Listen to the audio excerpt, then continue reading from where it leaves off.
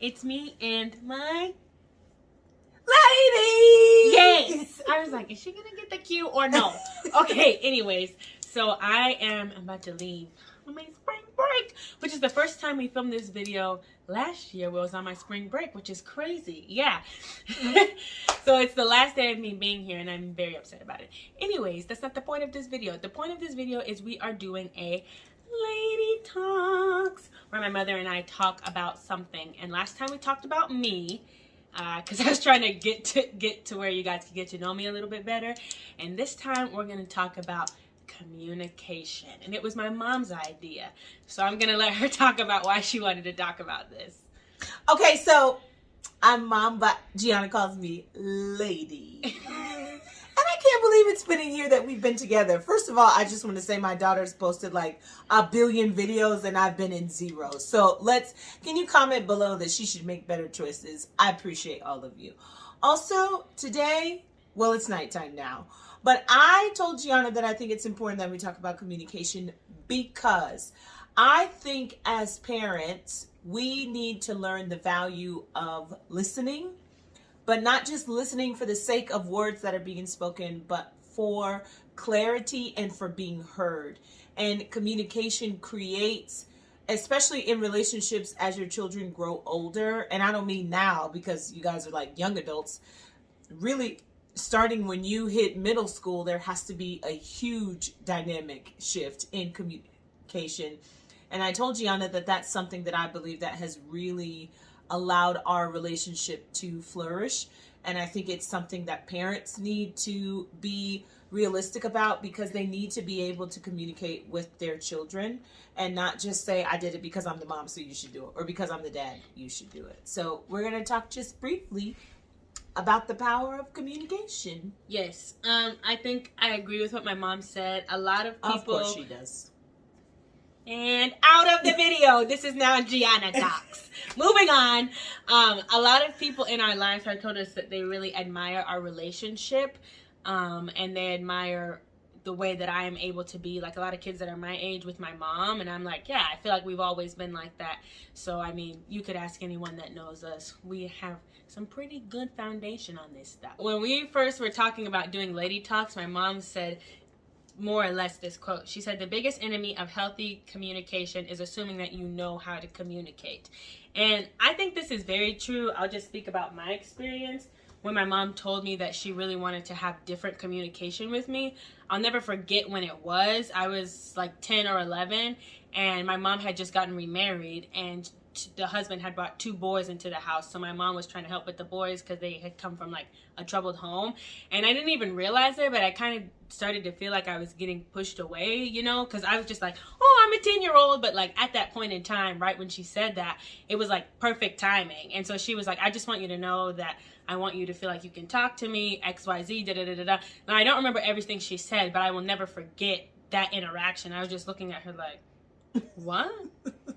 And so it didn't happen right away. Like, I didn't start telling her everything, like, within that day, within that week, even within that year. But, like, when I got older and I was like, Mom, I don't really know what to do about this. Like, is it normal that boys look at me like this? Or is it normal that I think about something like this? That's when it really started to pay off, because I was like, well, she said I could do that, so I'm going to ask her about this and then go about this. So I think that's a big thing. Like, a lot of parents assume that their kids know they can come to you for everything. But if you don't make it known, like, first of all, our brains are forming on so many levels. Like, that's not even something, we're not even close to processing that level. So you have to make it obvious to, like, really, really obvious. So I would say that was the biggest kicker for me, like, where I felt like, oh, well, if she said that, well, I'm just going to go do it, you know?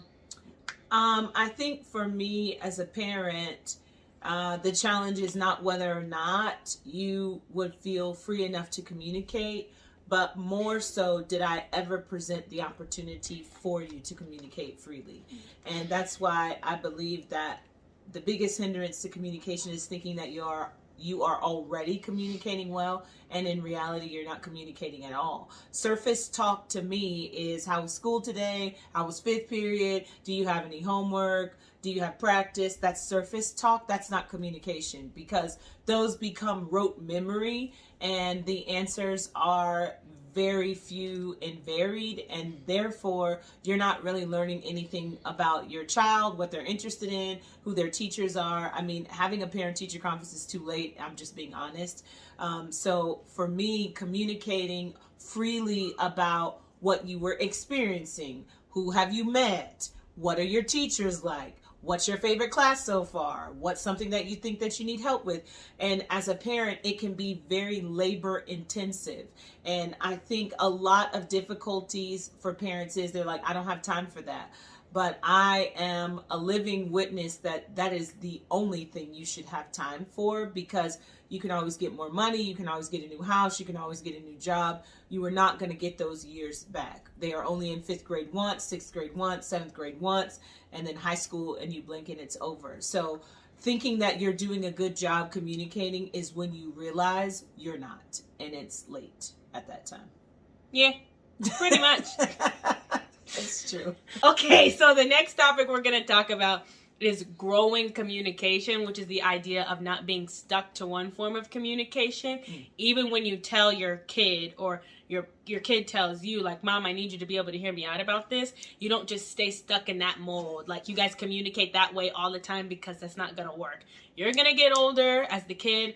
The parent is going to get older, and things are going to change, especially with the amount of different relationships you have in work and stuff like that. So I think my mom's going to talk about it, because I think she'll have a better example than me. I don't think she likes that I made that statement. Because I don't like it. Because before we got on the video, I was like, let's talk about growing communication, because it was her idea. But I was like, I feel like my parent had a harder time with growing communication than I did.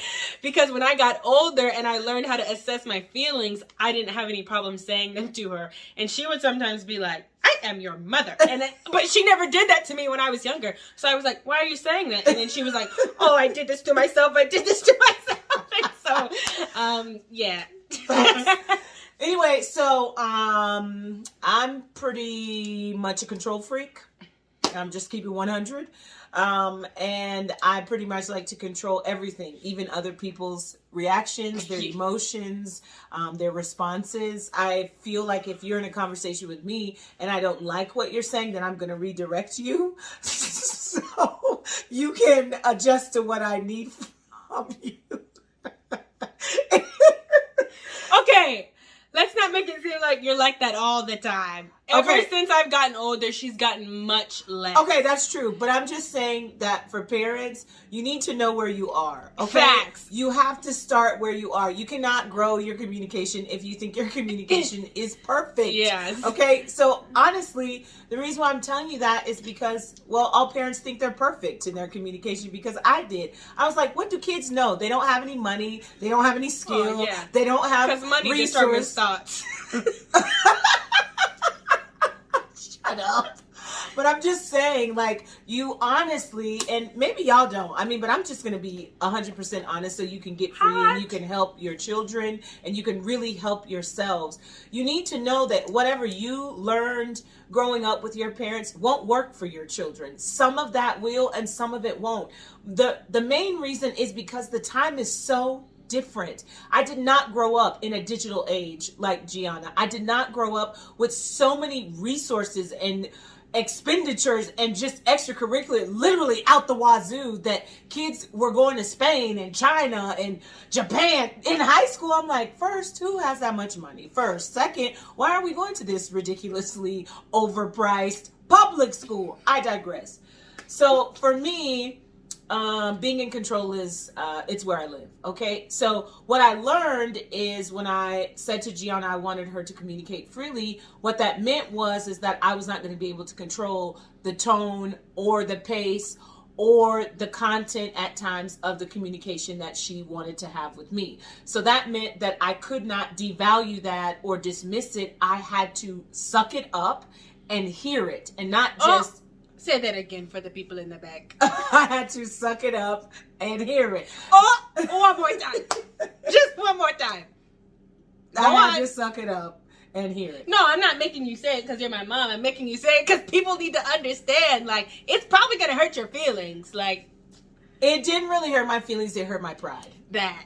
And it hurt my pride because as a parent who wants to be checked by their kid, I mean, let me just speak plain so y'all understand. Sometimes kids say something, and I mean, we live in the age now. You can see kids saying stuff on TikTok, and honestly, my first thought is that was brilliant. But it's brilliant because it's not my kid saying it. Do you understand what I mean? As long as it's my neighbor's kid, I'm like, oh my gosh, you can't get upset. It's no big deal. Mm-hmm. But let that come to my door, then I want to beat the hell right out of you. Because I'm like, why are you even talking like that? First of all, how did you even know that word? Why do you understand that thought process? So I just need for parents to understand, when you ask your child to communicate openly and freely, it is not going to rub you the right way. Hardly ever. Okay, it won't. There will be times that you'll hear something and you'll just think, what? Did I even sign up for this? What? No, it's no. The answer is no. So anyway, I think there are probably a million examples, I feel like, where my pride was destroyed by Gianna, and it's fine. I mean, I'm older now, so. Most of them I was probably unaware of until I was like 16 or 17. Or probably till I was like 17 or 18. That's when I started realizing why my mom would react sometimes the way she would, because sometimes I would tell her something and she would be like, I can't talk about it. And I was like, I don't understand that. That's not what she said. But then when I got older, I was like, oh, I have pride. Everybody has pride. She has pride. So she's probably like, if I respond to her now, I'm really going to hurt her feelings. So let me take 30 minutes, call my sister and be like, let me tell you what your niece said. And then be like, okay, baby, I understand. Okay, I can change that. And then I'm like, okay. And I think it's important that kids have the right to express how they feel. I've always told Gianna, you can say whatever you need as long as you are respectful. I can hear whatever it is, even if I don't like it or I disagree, or I'm still going to tell you that's not what you're going to do, but I appreciate everything you said. Respect for me is big, and I think as Gianna got older, 16, 17, 18, 19, 20, she's much better now in her 20th year. Thank you, Jesus. I was bad when I was like with 15 respect. 16. Because when you provide an open forum for communication, as children grow and mature in their thoughts, in their nonverbal communication in relationships, in their ability to put two and two together and be like, oh, it's this. You then realize when you hear your child say something that they're literally being disrespectful because they don't like it. And then you have to redirect the conversation because I can't even hear what you need to express because you're being disrespectful. And for me, honestly, like, I have a really tough skin, so I don't really get offended easily. It takes a lot to piss me off. It really does. But when it's your child, and parents, if you're being honest, and especially if you're a mother, father's no shade to you at all. But when you've had someone come out of your privates, and you think that they have the audacity to disrespect you, like, with a full sentence. Yeah, it's not cute. It's not appropriate. Especially if you're my mom and she's an English teacher and she's also a wordsmith, kind of. So she raised me to be a wordsmith, so we argue in big words. And she's always like, you're not going to beat me because I'm older than you. And I'm like, I don't care. I just use the word superfluous. And that wins. Like, that's how I was thinking when I was like 16 or like 17 or 18. But we would argue in like big words and big sentences. And my aunt would be like, shut up. Like, she got so sick of us because we lived together. She was like, y'all just shut up. But like, we were arguing sometimes all the time, but our relationship was smooth sailing 90% of the time because we were like, well, I said what I had to say and it's over now. And then, you know, anyways, that's just a good example of that. And she's telling the truth, for real. My sister would send me text messages. Oh, she still does it now. And she would be like, stop talking. What are you guys talking about? It doesn't matter. Just shut up. And so then Gianna and I would read the message and we would just start laughing for 10 minutes. And then my sister would be like, I said shut up. Anyway, it was great. It's reallife.com. Yeah. So anyway, there are probably a lot of examples, but I'll just give, I'll just give one that I can know what one she's gonna give. Remember. For me, Gianna has never lied. Okay, like I can't. I always told her, I'm talking. Oh, excuse us.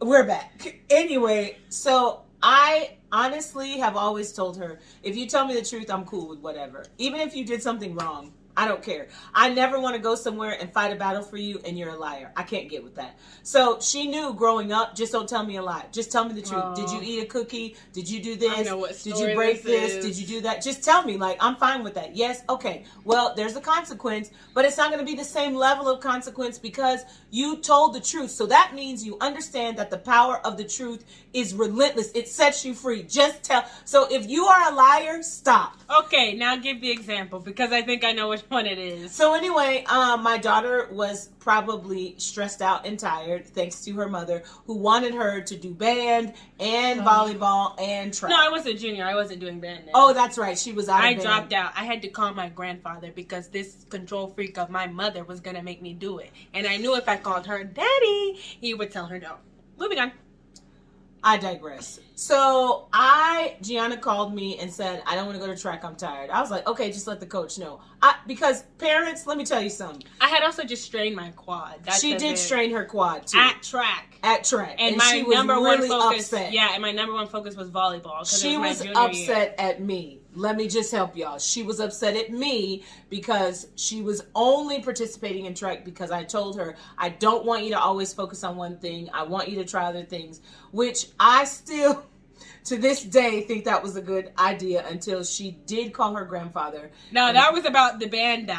After I called Grandpa about the band. I told you straight up I wasn't running track anymore because I got injured, and I knew I had an out because I got injured. And I was like, she can't make me do it no more because I hurt my leg and I have priorities. And so I was like, I have the upper hand. I'm not running track. And of course I didn't say it like that. I was like, Mom, I'm not doing it anymore. And she's like, but baby, I was like, no. I think I was calling you Rachel then. So I was like, Probably. Rachel, no. And I didn't run track. Anyway. So she called me and said she didn't want to go to track. Long story, extremely short. I said, tell the coach. I went to pick her up, right? She could drive at that time, but I went to pick her up. And I saw her outside on the track field. I was like, hey, Jay. She said, hi, Mom, or Rachel, whatever. And I was like, did you let the track coach know that you were not going to be at practice? She was like, and I was kind of like, wait, what? I was like, ¿qué? ¿Entiendes inglés? Yo hablo contigo. Tú hablas con Páralo, por favor, mamá. Ok, está bien. Pero yo quiero saber, ¿tú hablas con él? ¿Tú hablas con él o no? Oh, ok, mira. Cállense. Anyway. Cállense! So I was like, did you talk to the coach or not? And she didn't really say anything. So I was kind of like, okay. So anyway, I said, baby, did you check in with the coach to let him know? She still didn't really say anything. Okay, but I just want kids to know this will happen for the rest of your life. As we're walking to the car from the football field, the track field, guess who walks up? Why don't you tell them, Gianna? I don't remember. It was the coach. He was walking. We're walking this way from the track field. He's walking up this way from the parking lot. And we meet. He was like, hey, Jay. Well, I think he was calling her G. Anyway, or he was like, hey, G. He was like, hey, Mom, how you doing? I said, hi, Coach. And I looked at Gianna and I looked at the coach and I was like, he doesn't know what I know. Because you know what the coach said? G, everything okay? Where are you going? So the thing is, I did not tell the coach. I told my teammate to tell the coach because I didn't want to face the coach. And that's why this happened. So when I asked her, Gianna, did you tell the coach? I said, he knows. Now, y'all just heard that story. Do you think the coach knew when he said, hey, G, where are you going?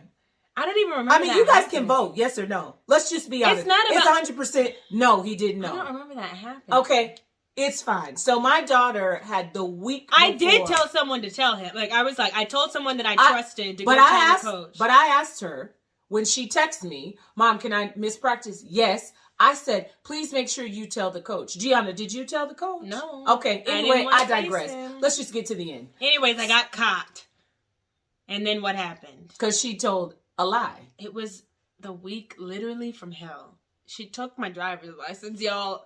The only thing I cared about, like, I didn't care about my phone.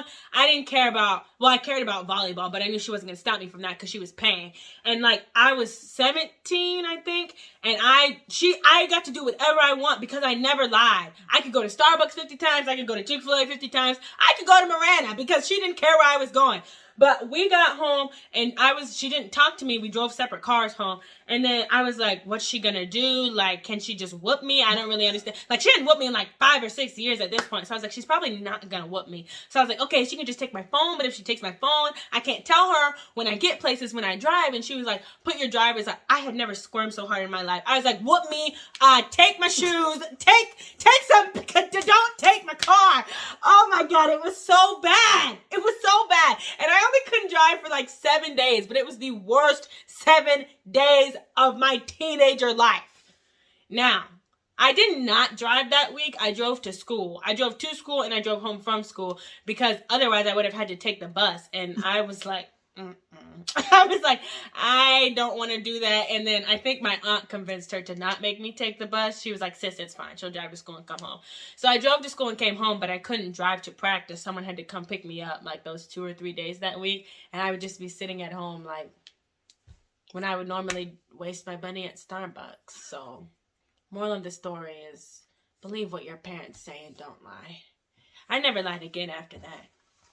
Ever. Ever. That's true. Ever. I'll throw everybody under the bus. I am the SNITCH. I'm the snitch. I don't care.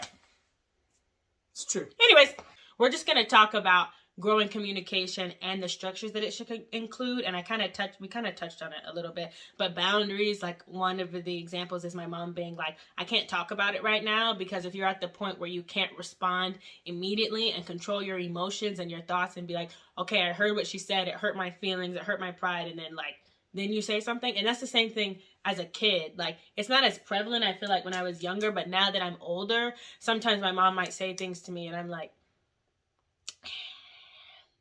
and then I'm like, okay, well, I heard that. I'm going to go do it now. Please leave me alone.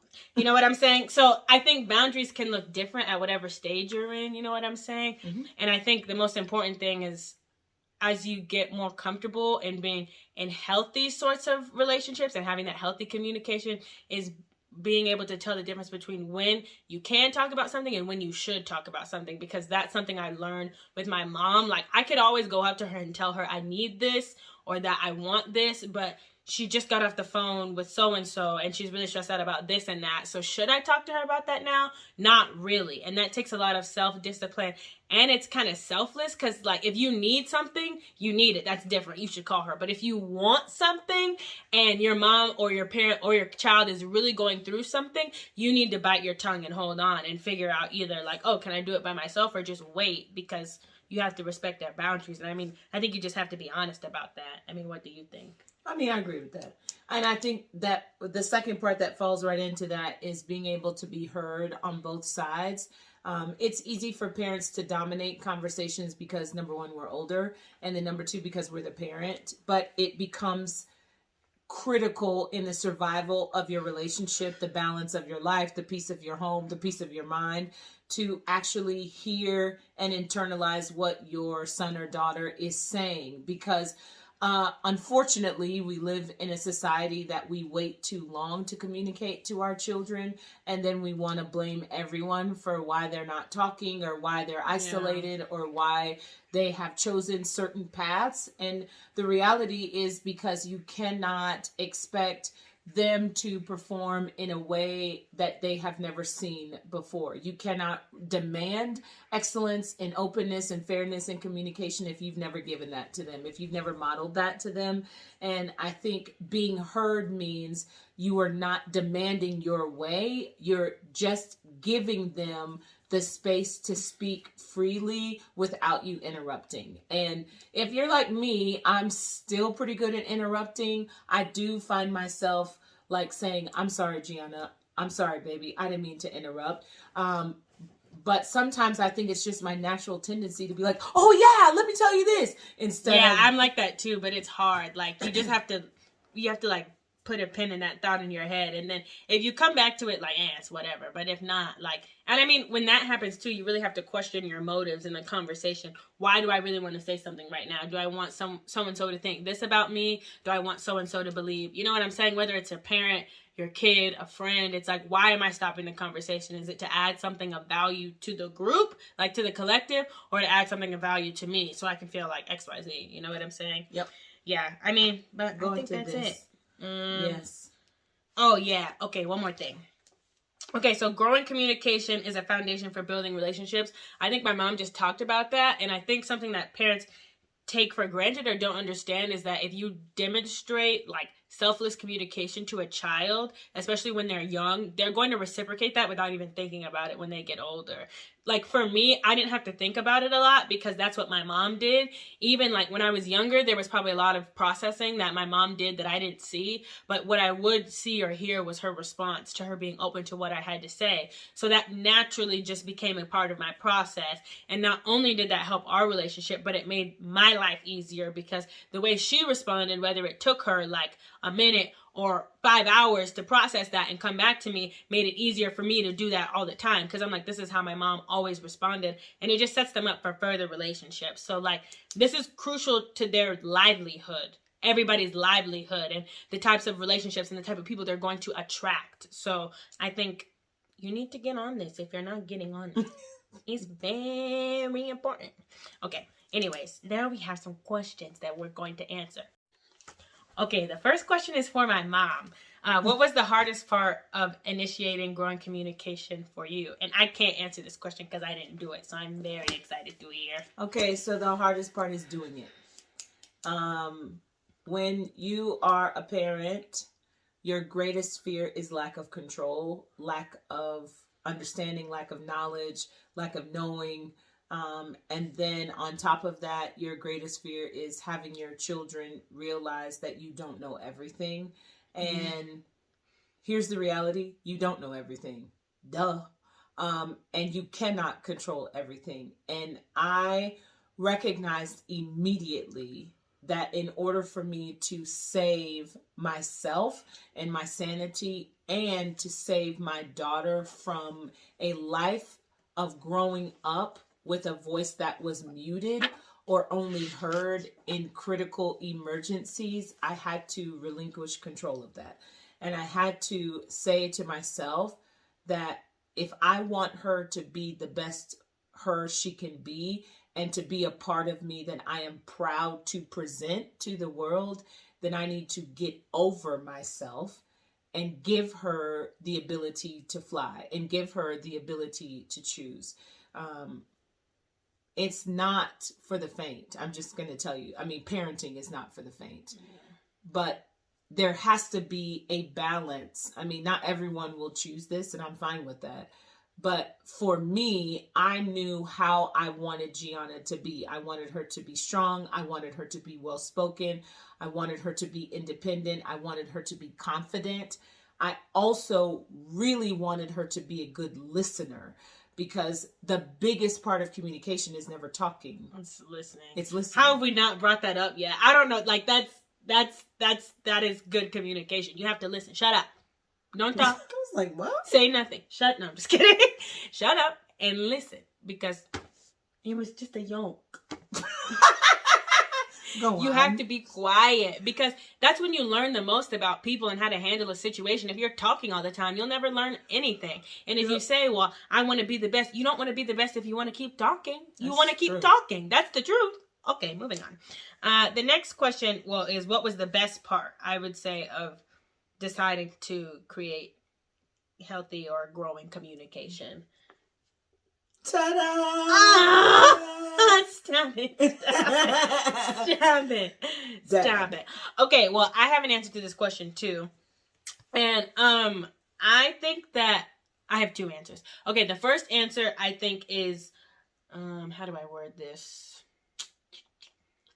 I think the ability to be confident and my ability to communicate and understand my thought process and emotions, which I'm still working out, obviously, but also to understand others. Like, I know that I can say what I need to say to people now because my mom had always allowed me to say what I needed to say to her.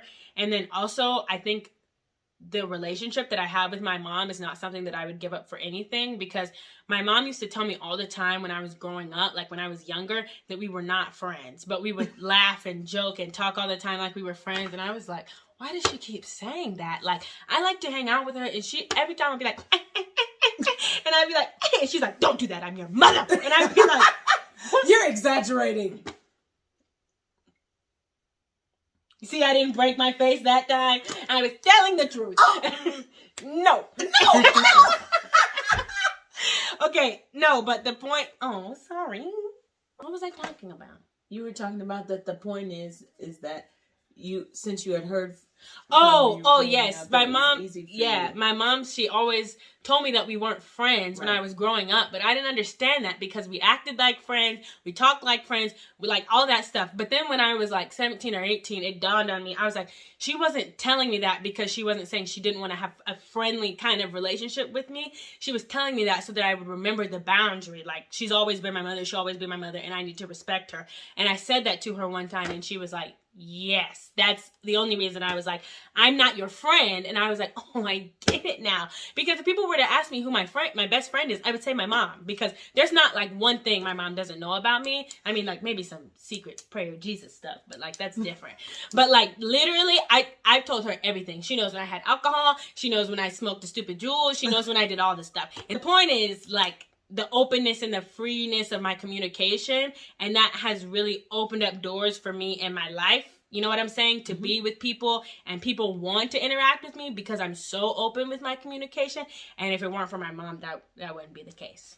And I want to say, just for that, your children will choose you every time if you allow them to speak. They will never choose a friend. They'll never choose some random stranger. They won't choose anyone but you when they know that when they come to you, number one, you are going to hear them. Your love for them remains no matter what they say, no matter what they've been into, and that you will always be there to help them and guide them to make, choices from whatever, circumstance that they might be in.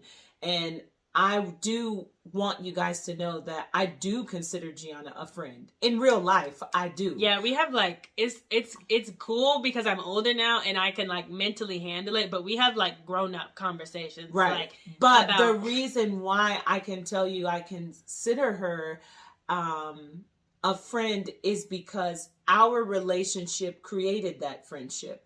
Because I was willing to put my pride down and really talk to her about whatever. Now that she's older, this will be her 21st year almost, I can say, hey, Jay, what do you think about this? Do you have an opinion about... She hates what I do. Y'all, did you see her do that on this video with her mama? Respect, kid. Anyway, I digress. I got a drink on the plane when I went to Spain, and she was the first person I called, and I was like, look at this. Actually, I was going to London because she was like, the girl was like, do you want some alcohol? And I was like, can I have that? And she was like, how old are you? I was like, 20. She was like, well, this is a London bound plane, so you can. I was like, bring it. And it wasn't because I wanted to get drunk. It's just because I've never I've had a sip, but I've never had it, and I could have it. So I was like, give me this, give me that, give me that. Anyways, I got distracted. Anyway, so I guess now she likes alcohol. Anyway, I was just saying that your open communication will create a friendship with your children. It will. Yeah. But I've always told Gianna, your friends might not show up, but your mom will always show up. So anytime we're having a conversation... I don't think about calling anyone else when something happens. Like, and that's not the point. I mean, that kind of is the point. Like, it is the point. Right. Like, you don't even have to consider, like, you don't have to think like, oh, I know that friend is kind of a flake, or I know this or this or that. Oh my gosh, something happened. Lady, I don't have any waffles. Lady, somebody broke into my car. Lady, I'm bored. Like, it's just all the time. Like, all the time. I don't even think about it. It's like, do you need... No. Who are you calling? My mom. And I think it's funny because last season, some of the girls, Gianna was, I don't know, she was having something, I don't know, some, just some difficulties. Oh or my whatever. gosh, yes. And like 4 or 5 of her teammates were like, have you talked to your mom about it yet? Have you called her yet? Like, and we're not even call her. We're not, like, me and those teammates weren't even close like that, but they knew. They were like, have you talked to your mom? I want to talk to my coach. They were like, you've called your mom. I was like, no, not yet. I was like, I should call my mom. But I think that there's a secret desire for all kids, even as an adult child, to be able to have that relationship with our parents, to be able to call them without fear, without dread, without anxiety, thinking, oh my God, what are they going to say? Are they going to say I'm not being responsible, blah, blah, blah. Yeah. But just to know that they're going to be there to listen because it makes a difference. So it is a challenge, and I challenge anyone that I know with children to change your communication with your children as they're getting older. Sometimes whooping them, and I mean, Gianna got whoopings when she was growing up, and she got punishments and different things, but as she got older, what was more important to me is honesty. Like, I need to know, do you want to have sex?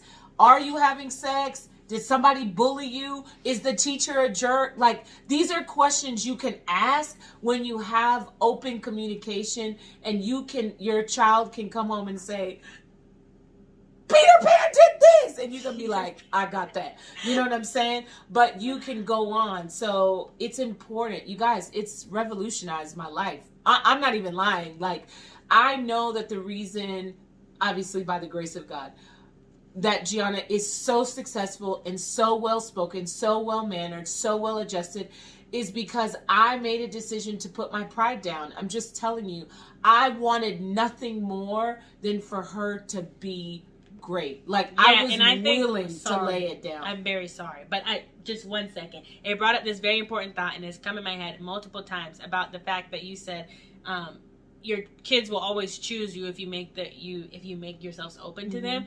Don't do that so your kids will always choose you. You have to do it because you want them to be the best. Because your kid will figure out that you're doing it only so you can choose them, and they'll hate you 40 times more than if you would have been a non-communicating parent, honestly. Yeah. So you have to do it to be selfless. Like, your kid will figure that out. They're not stupid. So if you're doing that because you're like, I want my kid to have this and me, and it's not the me show.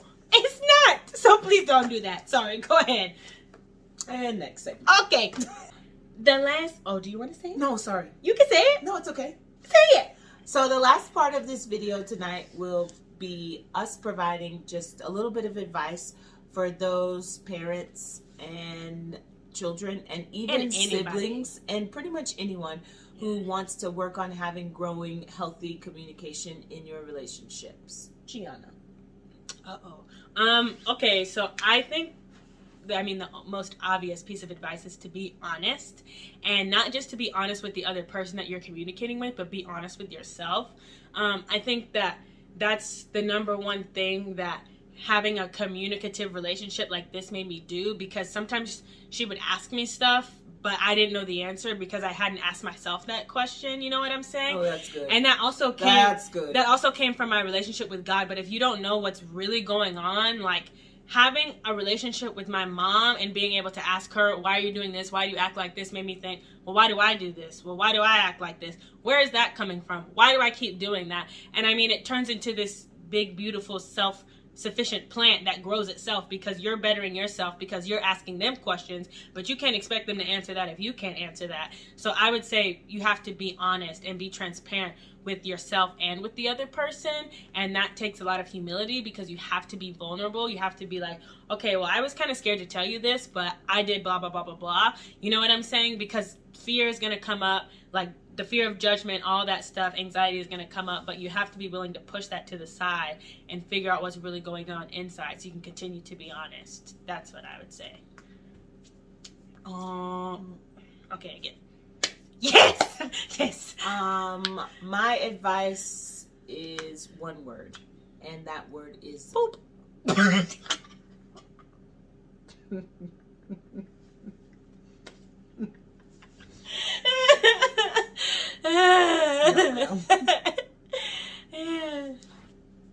Anyway, so that word is love. True communication in a relationship true communication in a parenting child. Right. I hope you edit that out because you're being rude. The one word answer that I have is love. Love is the greatest gift that we have been given, and it is the greatest gift that we can provide. And love requires sacrifice. It requires acknowledgement. It requires self-examination. It requires brutal truth. It requires one person's willingness to lay down what they believe and what they want for the betterment of something else. I mean, obviously the greatest example is God, who sent his son to die. But I am telling you, there is no greater love than that. But the love that a parent has for their child knows no boundaries. It knows no end. It knows no depths. I would give whatever for her, whenever, wherever. And she has. Will drop, whatever, and show up. And so why not, with that same level of commitment and dedication, do you not do that in your communication? If you would be willing to lay down your life for your sons or your daughters, then why aren't you willing to lay down your pride in communication? Why aren't you willing to lay down your control? And let me just help you, parents. Sometimes control is manipulation. And no child, no child wants to be manipulated. There are children that are TikTok famous or Instagram famous or Snapchat famous that are crying out for attention because they've been manipulated. And we as adults, it doesn't matter if your child is old or young, you have a responsibility to every child you come in contact with to show them what real love is. Real love will correct you. Real love will discipline you. Real love will challenge you. And real love will make you better. I absolutely love Gianna. She is the light of my life, no doubt. But I love her enough to challenge, correct, discipline, and give her what she needs to give that out, first of all to herself and then to others. So if you are struggling in your communication, you can change it immediately. It is doable. You can revolutionize your relationship with not just your children, but with your spouse, with your family, with your siblings, with work people, by recognizing that the greatest thing that I can do is love someone where they are. Yeah. Because I want to be loved where I am. I don't want to feel like I have to come up or I have to become something else. Just take me as I am, and your love for me will force me, and not because I'm being manipulated, but because I have to surrender to that to become better. And I wanted to be better as an individual, certainly as a mother, and it has changed me for the good. And so it has been my honor to communicate honestly, because it's benefited me more, I think, than Gianna. I know that because she doesn't know any other way, but I do, because I wasn't raised the same way. And so for me, I can see the difference between me growing up and then me growing up as a parent and becoming a parent. So, y'all just change it, huh? I mean, it's time. Yeah. I mean, I think what you said about the love that people give, like, that's how it relates to the Bible, is that the Lord says, by his loving kindness does the Spirit draw you to him. And I think it's the same thing when you do it with people. And it's not so much that the love forces you, but that you feel like lovingly, it creates a desire in you to be better, because it's like, all of this has been done for me, and what have I done for that? And it's not compulsive, it's not derogatory, it's not manipulative. It's like this beautiful, created, honest desire. And I think if you can demonstrate that to your kids and get that concept in their head, especially if you're raising them up to be believers in Christ, like, that will do wonders for them, and especially how they understand and have their relationship with Christ. So that's all I wanted to add. But yes, that's it. This is my lady. This was Lady Talks 2. We hope you enjoyed it, and I don't know when we'll be back for the next one. Hopefully not a year from now. Patty, can you calm down? I will not, Lucy Linda. Straighten it up. I couldn't think of an adjective. Okay, that's it. We're out of here. Deuces. Wait. Guys, you have to say hi to my dog. Why did she just leave me up here? Come here, Glory. Oh my. Y'all, she's getting a dog.